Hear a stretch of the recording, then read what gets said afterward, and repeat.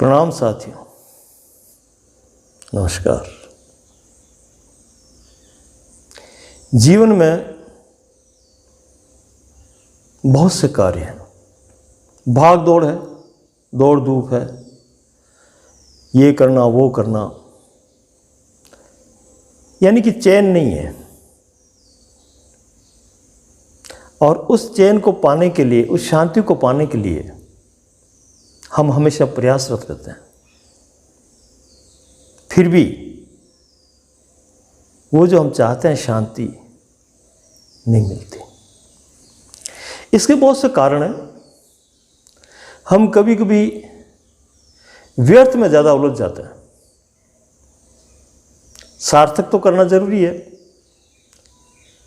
शरीर के हिसाब से, व्यवस्था के हिसाब से, जीने के लिए जरूरी है। लेकिन जब हमारे विचार व्यर्थता की ओर दौड़ धूप करने लगते हैं, उस समय हमें ज़्यादा थका देते हैं।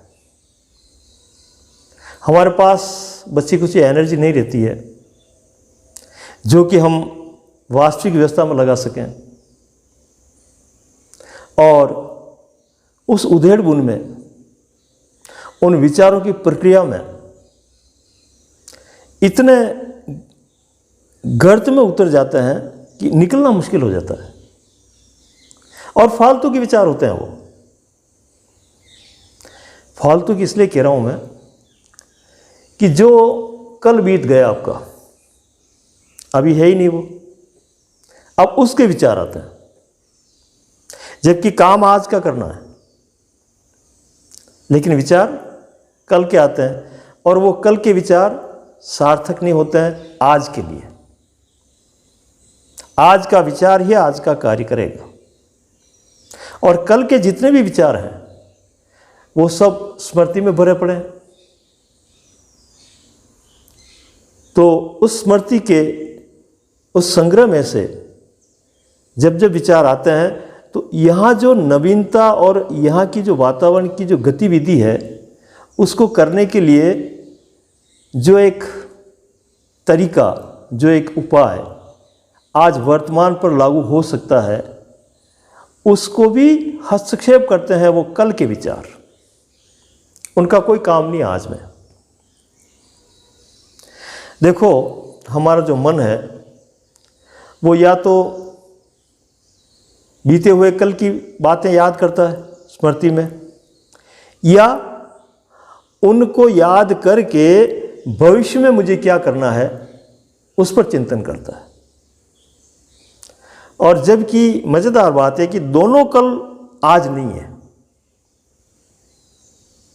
गया हुआ कल बीत गया, आने वाला कल आया नहीं है, आएगा, और कल कभी आता नहीं है। मज़ेदार बात तो ये कल का जो विचार है, ये सिर्फ एक काल्पनिक समय के अंतर्गत हमने जोड़ रखा है, कल्पना है एक।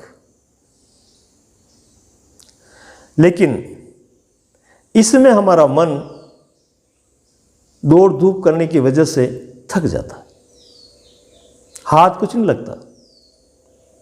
न तो भूतकाल में जाने से कुछ हाथ लगेगा, क्योंकि उसका अस्तित्व है ही नहीं, और न भविष्य काल में। वर्तमान काल या वर्तमान समय एक ऐसा समय है जो वास्तविक है, तथ्यात्मक है, और उसमें जो भी किया जाता है उसका परिणाम आता है, और पूरी एनर्जी उसमें लगती है। अब मन इन दो कल के बीच में दौड़ता हुआ अपनी एनर्जी को वेस्ट करता है, खर्च करता है व्यर्थ में। यह हमें समझना होगा। और ये एनर्जी जो जो खर्च होती जाती है, त्यों त्यों वर्तमान के जो कार्य हैं, जिस क्षमता से हमें करने चाहिए, हम कर नहीं पाते, क्योंकि उतनी ऊर्जा रही नहीं। सोच सोच करके, विचार कर करके थक गए। इस तरह से हमारा जीवन उलझा हुआ, अपूर्ण, अतृप्त रहता है। और फिर मज़ेदार बात यह कि इस जीवन की जो गहराई है उसके लिए पूर्ण एनर्जी चाहिए। पूरा ऊर्जावान व्यक्ति ही इसमें गहरा जा सकता है,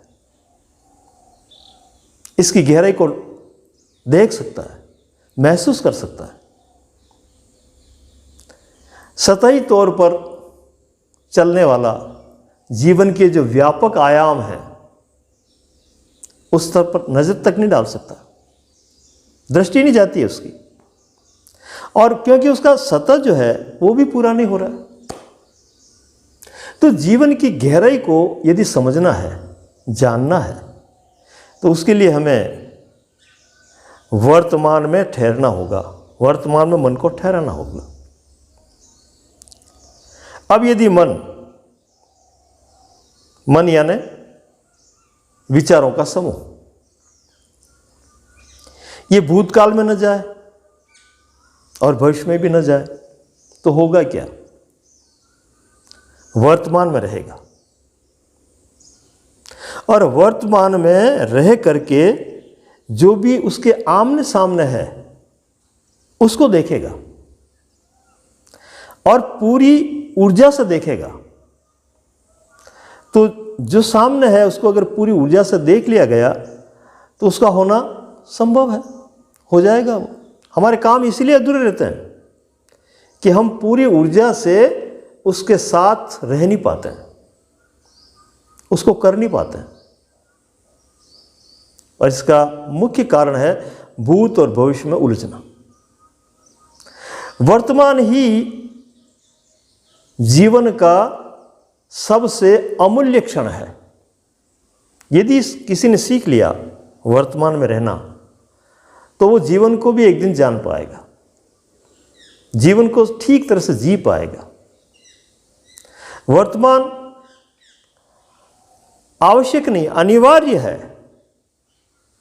और इसके साथ कदम से कदम मिला करके जब हम बढ़ेंगे तो व्यर्थ की चिंता नहीं आएगी, व्यर्थ के दुख जो संग्रह किए हुए हैं वो नहीं आएंगे। यानी कि ये बाधाएं जो है भूत और भविष्य की, ये एक तरफ रहेगी, हमारा रास्ता खुला रहेगा और हम सतत गति करते हुए उस तक पहुंच जाएंगे जहां हमें पहुंचना है।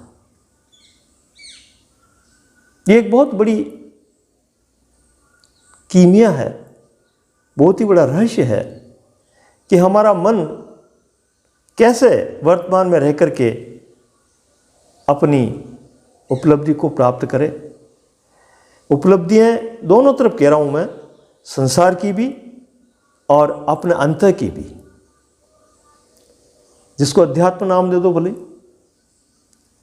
तो दोनों तरफ होने के लिए मन को उन दोनों कल से यानी कि भूत और भविष्य से मुक्त होना होगा।